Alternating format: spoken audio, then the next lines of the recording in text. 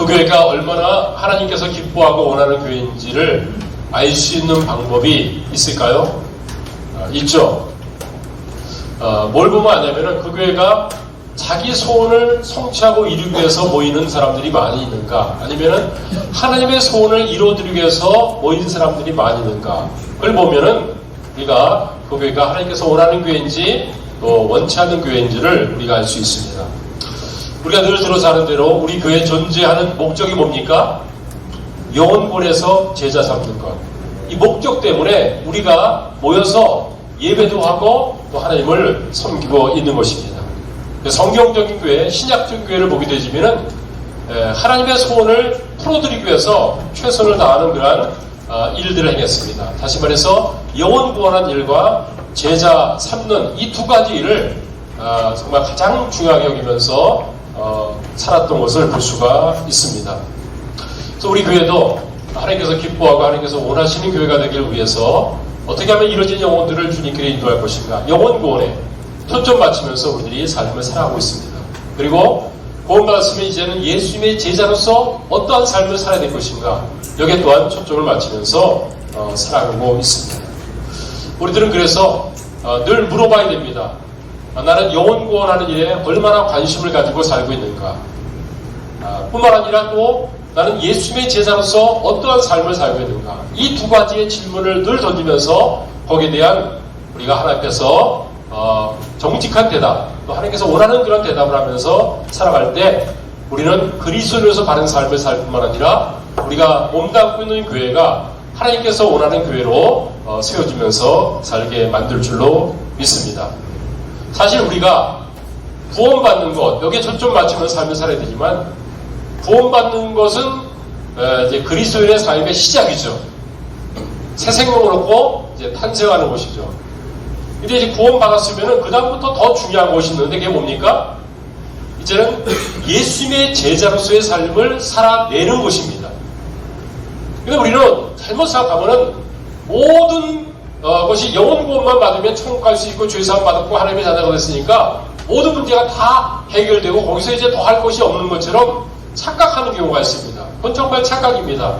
구원받았으면 이제 구원받은 자로서 예수 그리스도를 닮아가는 주님의 제자로서의 삶을 우리는 열심히 부지런히 매일매일 살아가야만 될 줄로 믿습니다. 여러분들은 예수 그리스도로서 구원받았습니까?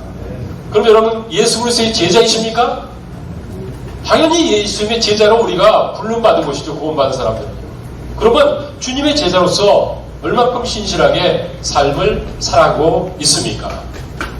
사도 바울은 빌립보서 2장 5절 말씀 속에서 우리 그리스도인들은 어떠한 마음을 품고 제자의 삶을 살아야 되는지를 우리에게 밝히 보여주고 있습니다. 2장 5절 말씀을 우리 한음성으로 같이 한번 읽겠습니다. 시작. 너희 안에 이 마음을 품으라. 곧 그리스도 예수의 마음이니. 우리가 구원받은 다음에 주님의 제자로서의 삶을 살 때 마음속에 품고 살아야 될 것이 있습니다. 그것은 예수님의 마음을 품고 살라고 말씀을 하고 있습니다. 한 사람이 영적으로 건강하고 바른 삶을 살고 있는지 아닌지 우리가 어떻게 알 수 있을까요? 여러분, 어떻게 하면 저 사람이 영적으로 하나님 앞에 바른 삶을 살고 있다, 또 그렇지 못하다, 어떻게 평가하고 또 그 기준이 뭐라고 여러분 생각합니까? 오랫동안 교회 출석하고 신앙 연륜이 깊으면은 영적인 사람이라 이렇게 얘기할 수 있습니까? 아니면은 교회에서 특별한 직분을 가지고 있으면은 그러면은 영적인 삶을 살고 있는 사람이다, 그렇게 얘기할 수 있습니까? 또 아니면 얼마나 교회에서 봉사를 많이 하고 섬기는가, 이것 보면은 그 사람이 영적인 사람이다, 그렇게 얘기할 수 있습니까? 이런 모든 것들은 영적인 삶을 살고 있다는 것을 정확하게 드러내주는, 알려줄 수 있는 그런 기준은 저는 될 수 없다고 생각합니다. 그런데 성경에서 저게 바로 하나님 앞에서 바른 영적으로 살아가는 그런 삶의 모습이다라는 것을 보여줄 수 있는 기준이, 정확한 기준이 한 가지 있습니다. 그것이 뭐냐면은 그 사람이 얼마나 예수님의 마음을 가지고 살고 있는가, 얼마나 예수님을 닮아가는 삶을 살고 있는가, 그걸 보게 되시면은 예수님을 닮아가는 그런 모습을 우리들이 그 삶 속에서 발견하면 저 사람이 영적인 사람이다. 우리 그렇게 인정해 줄 수가 있는 것입니다. 그러므로 우리가 예수의 마음을 품고 산다는 것은 뭡니까? 우리가 정상적인 신앙생활, 하나님께서 원하시는 바른 신앙생활을 살고 있는 것입니다. 그런데 우리가 신앙생활하면서 좀 잘못된 그런 생각을 할 때가 있는데, 그것은 뭐냐면은 구원은 예수님을 통해서 우리가 받아야 되는 것이죠. 그렇죠? 하나님의 자녀가 되는 것은 예수님이 영접해야지만 하나님의 자녀가 되는 것이죠. 그래서 구원받을 때는 예수님이 필요합니다. 그런데 정작 신앙생활 할 때는 예수님 없이 나 혼자 신앙생활을 하는 그런 경우들이 있는데, 이건 안 될 말이고 이건 잘못된 것입니다. 여러분, 구원도 예수님을 통해서 받는 것이고 신앙생활도 예수님과 함께하는 것이고 예수님을 닮아가는 것이고 주님의 뜻대로 하는 것이 신앙생활인 줄 믿습니다. 그러므로 우리는 신앙생활할 때, 구원받을 때 예수님이 필요했듯이 신앙생활할 때도 철저하게 예수님의 도우심과 예수님을 닮아가고자 하는, 예수님을 배우고자 하는 이 마음을 가지고 살아야지만 올바른 신앙생활을 할 수가 있게 되는 것입니다. 그러므로 우리가 예수의 마음을 가지고 예수님을 닮은 삶을 사는 것이 우리의 신앙생활이 라는 것을 우리가 오늘 알면서 어떻게 하면 예수님을 닮게 되는지를 세 가지로 여러분에게 간략하게 말씀을 드리고자 합니다. 첫 번째는 자기 주장을, 자기 권리를 주장하지 않을 때 우리는 예수님을 닮아갈 수가 있습니다. 6절 말씀을 우리 한음성으로 같이 한번 읽어보겠습니다. 6절입니다. 시작. 그는 근본 하나님의 본체시나 하나님과 동등됨을 취할 것으로 여기지 아니하시고 라고 말씀했습니다. 여러분, 예수님 어떤 분이십니까? 우리 주일학교 학생들이 생명의 삶 공부하고 간직하면서 하나님은 삼위일체 하나님이다 라는 것을 배웠다고 얘기했죠. 그렇죠? 네. 하나님은 한 분이지만 세 위격으로 존재하시죠. 그래서 예수님은 하나님과 동등하신 분이십니다.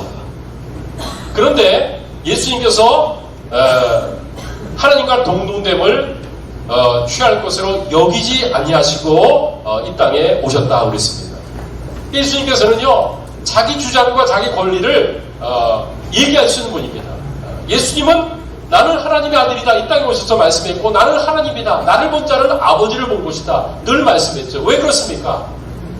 삼위일체 하나님 가운데 예수님이 한 분이기 때문에 하나님과 예수님은 동등하신 분이고 또 그것을 당연히 주장할 수가 있는 것입니다. 그런데 자기 권리와 주장을 예수님께서는 취하지 않고 이 땅에 오신 것을 우리가 알게 됩니다. 우리가 살고 있는 이 세상은 어떤 세상입니까? 이 세상은요, 다 자기 주장과 자기 고집을 가지고 살아가는 그런 세상입니다. 그래서 자기의 주장과 자기의 뜻을 관철시키기 위해서 엄청난 노력을 하면서 살아가는 것을 봅니다. 이 세상의 사고방식은 이것입니다. 너는 결코 양보하지 말아라. 양보하면 손해보게 된다. 그리고 양보하면 실패자로 낙인 찍히게 된다. 그러니 절대로 양보해서는 안 되고 너의 권리를 포기해서는 안 된다. 이게 세상의 사고방식입니다. 근데 성경의 가르침은 어떻습니까? 세상의 사고방식과는 정반대죠. 성경에서는 너는 좀 양보를 좀 해라. 그래서 양보를 하게 될 때 다른 사람이 도움받고 다른 사람은 네가 세울 수 있다. 다른 사람을 세울 때 너도 세움을 받을 수가 있다. 우리가 서로 살 수 있는 방법, 이것은 우리가 양보하고 자기 권리와 주장을 좀 포기할 때 그때만 가능하다라고 말씀하고 있습니다. 우리는 이 두 가지 가르침 중에 어떤 한 가지를 선택하면서 우리는 살아야만 되는 것이죠. 단 바라는 것은 우리가 세상에서 얘기한, 또 우리가 지금까지 배워온 것 가지고 사는 것이 아니라 성경의 가르침대로 예수님께서는 하나님이셨지만 하나님과 동등됨을 취할 것으로 여기지 않고 자기 권리를, 자기 주장을 내려놓은 것처럼 우리가 신앙생활할 때 주님을 본받고 주님을 닮아가는 삶을 산다는 것은 뭡니까? 내가 주장할 것이 있고 권리를 챙길 것이 있지만 그것을 내려놓을 수 있는 마음을 가질 때 우리가 주님을 닮아가고 주님을 배우는 삶을 살고 있다라고 얘기할 수 있을 줄로 믿습니다. 우리가 이제 목장에서 어떤 사람들을 섬길 때, 또 우리가 또 인간관계 맺을 때 자기 권리를 좀 양보하면서 뭐 다른 사람을 섬길 그럴 때가 있죠. 그런데 이런 순수한 마음을 이용하려는 그런 사람들이 때때로 있을 때가 있어요. 그런데 우리가 내가 열심히 섬겨주는데 그 사람이 지금 나를 이용하고 나를 속이기 위해서 접근하고 있다. 이런 사실을 우리들이 알지 못하면서 섬기게 되지면은 우리가 바보 같은 그런 존재가 됐죠. 그렇게 되지면 어떤 마음을 갖습니까? 내가 이렇게 열심히 섬겼는데 자기 유익을 위해서 나를 이용해 먹었어. 내가 이렇게 속았단 말이야. 이런 마음을 갖게 되면 우리가 화가 납니다. 그리고 분하고 억울한 마음을 갖죠. 내가 괜히 양보했고 괜히 그 사람을 섬겼고 자기 권리가 있음에도 불구하고 내 권리를 괜히 내놨다. 이런 마음을 우리가 갖기가 십상입니다.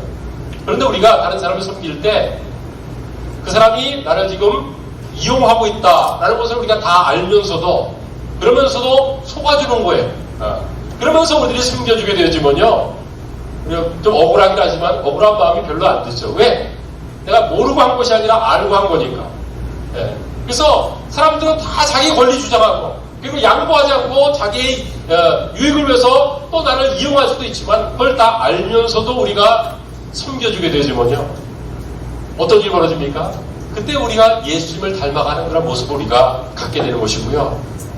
이러한 권리 주장을 하지 않고 내려놓는 그런 마음을 가졌기 때문에 내가 조금 더 주님을 닮아갔구나. 그리고 저 사람이 어느 날 이 사실을 알게 되지면은 내가 모르고 한 것이 아니라 알고 하는 것을 알면서 하게 되지면은 참 이게 정말 얼마나 저 사람에게 또 더 좋은 영향을 줄 것인가 이런 생각을 하면서 우리들이 섬기는 섬김은 진정 아름다운 섬김이다. 저는 그렇게 생각을 합니다.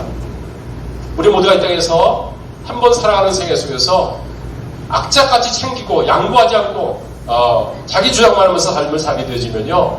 그래서 좀 더 많은 것을 얻을지 모르지만은 그러나 우리가 인색한 사람 그리고 다른 사람에 대해서 편협한 모습을 가지면서 어떤 영향도 주지 못하는 삶을 우리가 살 것입니다.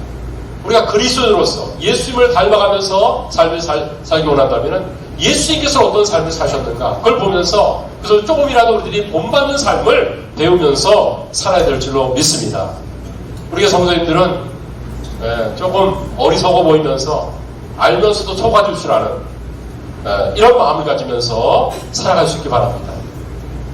그래서 정말 우리가 인간관계를 맺고 함께할 때 조금 내가 손해보고 내 권리를 주장하는 것이 아니라 정말 내 책임감만 생각하면서 우리들이 삶을 살아간다면 그때 우리가 그리스도를 닮아가는 모습이 온지를 우리 삶 속에 또한 나타내 보이면서 살아갈 줄로 믿습니다. 이러한 섬김, 내 권리를 내려놓을 줄 알고 또 다른 사람에서 조그만 희생을 할 줄 알고 양보할 줄 아는 이런 마음을 배워갈 때 예수님을 닮아가고 있구나 비로소 우리가 얘기할 수 있지 않겠습니까? 이러한 섬김을 가지고 살아가는 저와 여러분이 되시길 바랍니다. 두 번째 우리가 예수님을 닮아간다는 것은 어떤 것입니까? 자기 자신을 비울 때 우리가 예수님을 닮아갈 수가 있습니다. 두 번째 자기 자신을 비울 때 우리가 주님을 닮아갈 수가 있습니다. 7절 말씀을 우리 같이 한번 읽도록 하겠습니다. 7절입니다. 시작. 오히려 자기를 비워 종의 형체를 가지사 사람들과 같이 되셨소. 누가 그랬습니까? 예수님이 그랬다는 것입니다. 두 번째 예수님께서는 자기를 비워서 종의 형체를 가지고 사람들과 같이 되셨다 그랬습니다. 오늘날 또 세상 사람들의 사고방식이 어떤 것입니까? 끊임없이 자기를 채우기 위해서 노력하면서 살아가는 것을 보게 됩니다. 그래서 사람들과의 경쟁 속에서 사람들이 원하는 것은 뭡니까? 다른 사람보다 내가 좀 더 많은 것을 갖고 챙기기 위해서 노력하는 것을 보게 되죠. 왜 그렇게 합니까? 그래야만 내가 행복할 수 있다라고 굳게 믿기 때문인 것입니다. 그래서 사람들이 열심히 자기를 비우는 것이 아니라 채우는 삶을 살아가는 것을 보게 됩니다. 그래서 열심히 지갑에 돈을 채웁니다. 냉장고에 열심히 음식을 채웁니다. 또 통장에 잔고를 채워갑니다. 열심히 우리는 채우는 그런 삶을 살아갑니다. 그러면 행복할 줄 압니다. 근데 여러분 우리가 채우기만 하면 살게 되지만 어떻게 되는지 압니까? 이기적인 사람이 됩니다. 자기밖에 모르는 사람이 됩니다. 다른 사람이 피해보고 말고 상관치 않고 살기 때문에 다른 사람에게 영향을 끼치지 못하는 그러한 삶을 우리가 살 수밖에 없습니다. 우리 예수님께서는 뭐라고 말씀했습니까? 자기 자신을 채우려 하지 않고 자기를 비우려 했다라고 말씀하고 있습니다. 예수님께서는 자신을 비워서 이 땅에 하나님이심에도 불구하고 인간의 모양으로 내려오셨다고 말씀했습니다. 비우다라는 그런 단어가 헬라어로 케노시스라는 그런 단어입니다.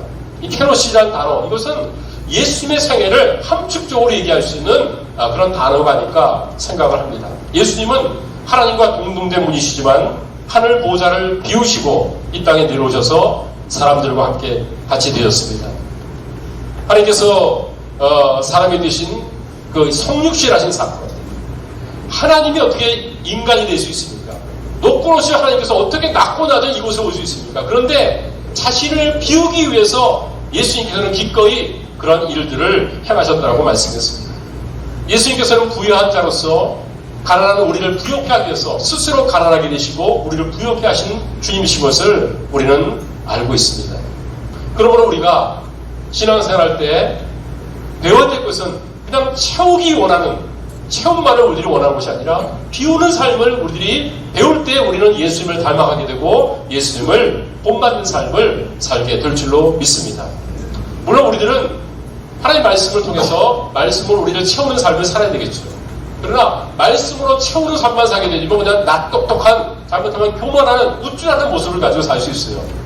이런 모습을 가지지 않고 우리가 겸손하게 숨기는 삶을 살려면요, 말씀으로 채우는 것도 중요하지만은 이제 뭐예요? 그 말씀, 들은 말씀대로 이제는 살기 위해서 기도로 자신을 비우는 삶을 우리는 살아야만 될 줄로 압니다.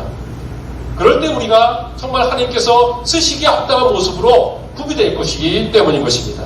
그러므로 사랑하는 여러분, 우리가 모든 것을 내 것으로 채우기 원하는, 여기에만 관심 갖는 것이 아니라 정말 채운다면 비우면서 내가 하나님께 주신 것을 가지고 상대방과 나눌 수 있는 이러한 나눔의 마음, 자기 것을 내려놓고 비우는 이런 마음을 가지고 삶을 살아갈 수 있는 우리 성도님들이 되시기 바랍니다. 그럴 때 우리가 예수님께서 자신을 비웠던 것처럼 우리도 주님을 닮아갈 수 있는, 비워주는 삶, 내려놓는 삶을 우리가 거기서 배우게 될 줄로 믿습니다. 나를 비운다는 것은 단지 물질만을 내려놓는 것을 얘기하는 것은 아니다 생각합니다. 우리가 내려야 될 것, 비워야 될 것들이 참 많이 있죠. 그 중에 하나가 저는 우리가 가지고 있는 자존심을 내려놓고 비워놓는 그런 삶이 있어야 된다 생각을 합니다. 저도 자존심이 좀 있는 사람입니다. 누가 나에게 함부로 대하게 되지만요, 그걸 참 용납하고 받아들이는 것이 저는 좀 쉽지가 않습니다. 누가 보다도 상식적인 어떤 그러한 선에서 얘기할 때는 제가 용납할 수 있지만 상식을 벗어나서 우격다짐을 어떤 것을 하게 되지만요, 그래서 참 용납하고 내가 받아들이면서 모든 것을 내려놓기가 쉽지 않아요. 그럴 때는 뭐 자존심이 그냥 꿈틀거리면서 내가 절대로 양보하지 않겠다, 이런 마음이 있는 그런 사람입니다. 그래서 제가 예수님을 닮아가면서 비우는 그런 삶을 산다는 것이 참 쉽지 않은 그런 사람입니다. 그래서 하나님께서 저를 예수님 닮은 사람 만들기 위해서 참 많은 애를 쓰고 계십니다. 하나님께서 여러 가지 환경으로 저를 몰아넣을 때가 있어요. 그러면서 제가 붙잡고 있는 그런 이 한량한 이 자존심, 이걸 내려놓게 만들더라고요. 이 자존심이 내려오게 될 때 제가 정말 그 모난 면들이 하나둘 깨어지고, 그러면서 정말 진정 비워지는 속에서 그리스도를 조금씩 닮아가는 이런 모습들을 배우도록 하신 것을 보게 됩니다. 한 번은 내가 별로 잘못한 것이 없다, 아니다, 이렇게 생각하면서 있었습니다. 상대방이 너무 많이 잘못했지 내가 잘못한 것은 별로 아니다, 이런 생각하다 보니까 인간관계 속에서 대립과 갈등이 주어졌습니다. 그때 이제 그렇게 하면서 읽었던 말씀이 베드로전서 말씀인데, 베드로전서 2장 말씀을 읽다가 쭉 읽어 내려가다가 성령께서 내게 정말 말씀해 주시는 그 말씀이 제 마음속에 있었어요. 베드로전서 2장 19절부터 21절까지 말씀인데, 부당하게 고난을 받아도 하나님을 생각함으로 슬픔을 참으면 이는 아름다우나 죄가 있어 매를 받고 참으면 무슨 칭찬이 있으리요. 그러나 선을 행함으로 고난을 받고 참으면 이는 하나님 앞에 아름다우니라. 그 다음에 21절 말씀이었습니다. 한번 읽어보겠습니다. 시작. 이를 위하여 너희가 부르심을 받았으니 그리스도도 너희를 위하여 고난을 받으사 너희에게 본을 끼쳐 그 자취를 따라오게 하려 하셨느니라 라고 말씀했습니다. 이 말씀 속에서 제가 예수님께서 고난당하시고 또 우리가 부당하게 고난을 당하도 예수님을 생각하면서 참게 되는 게 아름다운 생각을 했습니다. 좋은 말씀이라 생각했는데 21절 말씀에 하나님께서 제게 말씀하신 말씀이 있었는데 그게 뭐냐면은 이것을 위해서 너희가 부르심을 받았다. 내가 구원받은 이유가 뭐냐면은 바로 부당한 대우를 받으면서 그러면서도 선을 행하는 삶을 살도록 하기 위해서 내가 부름을 받았다는 거예요. 아, 내가 구원받은 목적이 바로 이것 때문이구나 라는 것을 보게 됐습니다. 그리고 예수님께서 그런 삶을 살라고 내 앞서 본을 끼쳐가지고 십자가를 지면서 그 길을 걸어갔구나. 그래서 예수님의 발자국 그 자체를 밟아가면서 삶을 살도록 하기 위해서 나를 그렇게 부르신 거구나. 21절 말씀이 제 마음속에 성령이 주시는 말씀으로 꽂혔습니다. 그러니까 제가 할 일이 뭡니까? 이거 부당하다. 예. 그건 내가 뭐 잘못한 건 별로 없으니까 내가 사과할 상황이 아니다. 이렇게 생각하는데 그게 아니더라고요. 예. 내가 부당한 그런 대우를 받더라도 이것 때문에 내가 부름받았기 때문에 내가 할 것은 뭡니까?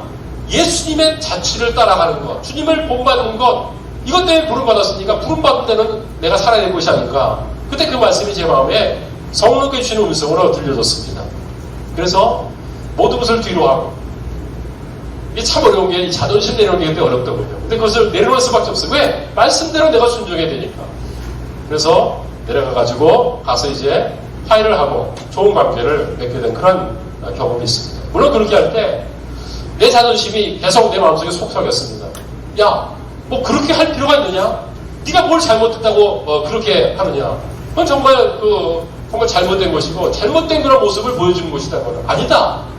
이런 그런 마음이 있고 그래서 내가 꼭 내가 갈 필요가 있나? 이런 생각이 들었습니다. 그런데 한쪽에서 들려지는 또 성령님의 음성은 뭡니까? 하나님께서 뭘 원하시니? 예수님을 닮아가기 원한다면 네가 한번 그것을 행해야 될 것이 아니냐? 이런 음성이 또 제게 크게 들렸습니다. 이 두 가지 속삭임 속에서 제 자존심만 내려놓으니까 어렵지 않게 그걸 행하더라고요. 걸림돌이 자존심이었어요. 그러니까 우리가 비워야 될 것 중에 가장 큰 비워야 될 것이 이 자존심이 아닌가 이런 생각합니다. 나를 그냥 내세우려는 마음.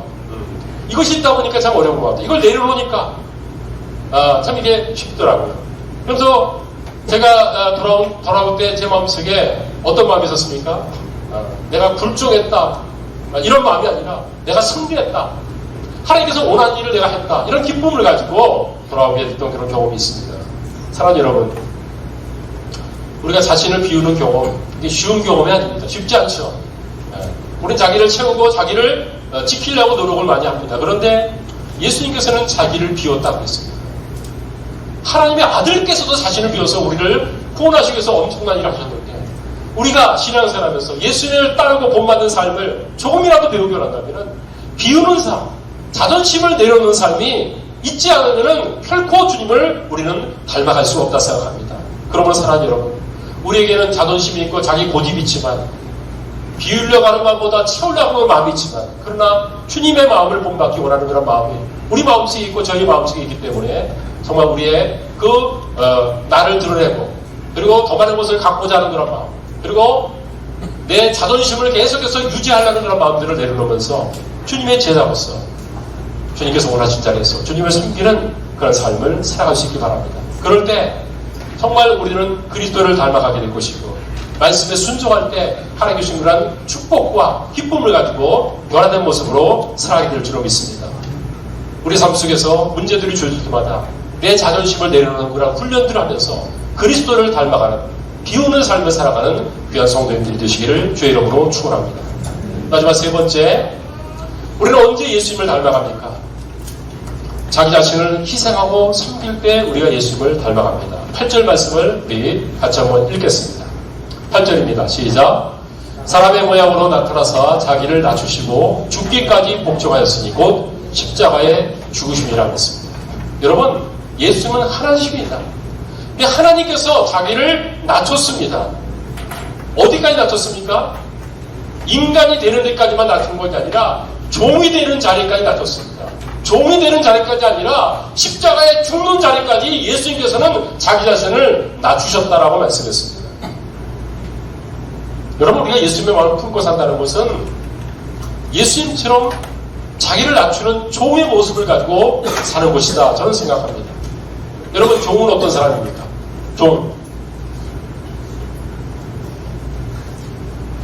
종이라는 것은 자기가 마음껏 부려먹음을 당하면서도 그것을 당연하게 여기는 사람이 종이다. 저는 그렇게 생각합니다. 우리가 신앙생활 할 때 신앙생활이 왜 힘들고 어렵습니까? 그것은 종으로 살려하지 않고 자기가 주인 돼서 살려고 하기 때문에 어려운 것이다 생각합니다. 여러분, 종에게는 자기 계획이 없습니다. 종에게는요, 자기 비전이 없습니다. 종에게는 자기 주장이 없습니다. 종은 오로지 주인이 시키는 것만을 하는 것이 종입니다. 여러분, 주인이 가장 좋아하는 종이 어떤 종인지 들어서 여러분 알고 있죠? 어떤 종입니까? 주인이 마음대로 부려먹을 수 있는 종이 가장 좋은 종이고 주인 볼 때 가장 편한 종이죠. 주인 볼 때 정말 똑똑한 종이 좋은 종이 아닙니다. 눈치 빠른 종이 좋은 종이 아닙니다. 그리고 어떤 재능이 많은 종이 좋은 종이 아닙니다. 주인이 쓰시기에 합당한 종은 주인이 얘기하면 그대로 순종하면서 마음대로 부려먹을 수 있는 그런 종이 친정 주님이 쓰시기에 합당한 종인 줄로 믿습니다. 우리가 예수님을 주님이라고 부르지 않습니까? 그렇다면 내가 어떤 신분이 되는 거죠? 종의 신분이 되는 것이죠. 종이라는 것은 어떤 것이 진짜 종인 것인지, 그냥 무늬만 종으로가 아니라 친정 예수님께서 종의 모습으로 낮추시고 순종했듯이 우리들도 예수님을 종의 모습을 가지고 순종하는 삶을 배워나갈 때만 우리가 주님을 닮아가면서 하나님께서 원하시는 삶을 살아갈 수 있으리라고 저는 믿습니다. 여러분, 우리가 예수님께 왜 감사합니까? 감사한 이유는 다른 것이 아니죠. 예수님께서 그 높으신 하나님의 아들 예수님께서 보좌를 버리시고 이 땅에 오셨고, 그 나를 구원하시기 위해서 종의 모습이 아니라 더 낮은 정말 죄인된 모습을 가지고 십자가에 죽으셔가지고 나를 구원하셨기 때문에 우리가 주님께 감사하고 주님을 사랑하는 아닙니까? 우리는 예수님의 그 십자가의 사랑 때문에 구원받았고 하나님의 자녀가 됐습니다. 저절로 우리가 천국 갈 수 있는 것이 아니었죠. 예수님의 그 희생 때문에, 그것을 우리들이 믿음으로 말미암아가지고 우리가 구원받았기 때문에 나를 구원하신 예수님께 우리는 늘 감사하면서 우리는 살아가게 되는 것입니다. 이 모든 것들이 예수님 때문에 이루어진 것입니다. 그러므로 우리는 신앙생활 할 때 주님께 감사하는 삶을 살고 있는 것이죠. 우리는 감사하는 삶을 살 뿐만 아니라 주님께서 말씀하시는 말씀에 또한 우리들이 순종하는 그런 삶을 살아야만 될 줄로 믿습니다. 예수님께서 품었던 마음, 그 마음이 어떤 마음이었을까? 하나님과 동등됨을 포기하며 이 땅에 정말 자기 권리를 주장하지 않고 내려오신 바로 그 마음이 바로 주님의 마음이었습니다. 그리고 모든 것을 체험받으면서 살 수 있지만, 그러나 비우시면서 낮고 낮은 가운데 모든 것을 내려놓고 오셨기 때문에 우리가 구원받았고, 그 일을 위해서 주님께서는 비우는 삶을 우리에게 본을 보이셨던 것을 봅니다. 종으로 오셨고 섬기러 오셨고 죽으러 오셨습니다. 이것이 우리가 주님을 통해서 보는 것이죠. 그러므로 우리가 주님을 닮아가고 따라간다는 것은 예수님께서 하신 것을 우리들이 본받으면서 그것을 우리 삶 속에 적용하며 살 때 우리 삶이 그리스도를 닮아가고 조금씩 주님께서 원하시는 삶을 살아드릴 수 있다. 저는 그렇게 생각합니다. 우리 신앙생활 속에서 이 한마디, 이 질문을 하면서 우리들이 살았으면 좋겠습니다. 예수님이라면 어떻게 하셨을까? 다른 생각하지 말고 나를 구원하신 예수님, 내가 섬기고 또 내가 또 따르는 예수님, 그 예수님이라면 어떻게 하셨을까? 거기에 대한 진지한 질문하고 거기서 주님께서 원하는 그런 답변을 여러분들이 또한 실천하며 삶을 산다면 우리 삶 속에서도 그리스도를 닮아가는 삶, 예수님이 조금씩 나타나는 삶을 변화된 모습으로 살게 될 줄 믿습니다. 내가 주인 삼은 모든 것들을 정말 주 앞에 내려놓고 주님이 나의 주님이십니다. 주님이 나의 왕입니다. 내 마음대로 살지 않고 예수님께서 원하는 대로 살겠습니다. 주님께서 말씀하신 대로 내 자존심과 모든 것들을 비우고 내려놓으면서 하나님께서 원하시는 대로 삶을 살아가며 그리스도를 닮은 주님의 친정한 제자로서 제가 변화받는 삶을 살도록 저를 도와달라고 기도하면서 우리 가운데서 그리스도를 닮아가는 삶을 살아가는 귀한 성도들을 한 사람 한 사람 되어주기를 주님의 이름으로 축원합니다. 기도하겠습니다.